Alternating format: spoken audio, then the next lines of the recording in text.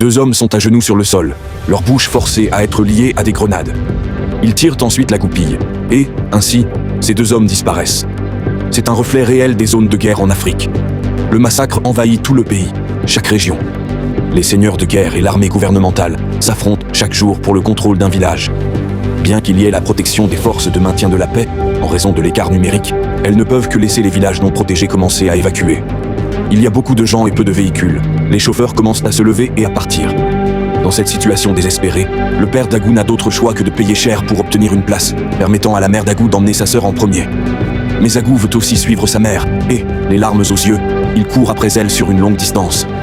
Rapidement, les combats s'étendent ici. Ils se retrouvent pris au milieu des échanges de tirs. Peu importe quel camp les voit, ils seront directement abattus. Finalement, ils sont capturés par l'armée gouvernementale. Peu importe leurs explications, l'armée les considère comme des rebelles et les exécute sommairement. Le père d'Agou est tué. Dans la panique, son frère prend Agou et s'enfuit. Mais malheureusement, pour protéger son petit frère, il est touché par une balle et tombe dans une mare de sang. Agou court seul dans la profondeur de la jungle, réussissant ainsi à échapper à un sort pire. Il se cache dans la jungle pendant 2 jours et une nuit.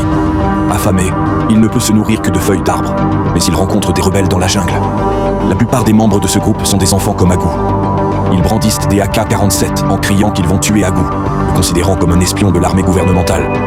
Lorsque le commandant en chef apprend que le père et le frère d'Agou ont été blessés par l'armée gouvernementale, il force Agou à rejoindre leur groupe, affirmant que suivre leur chemin est le bon choix et que seuls eux peuvent protéger la sécurité du peuple et l'intégrité du pays.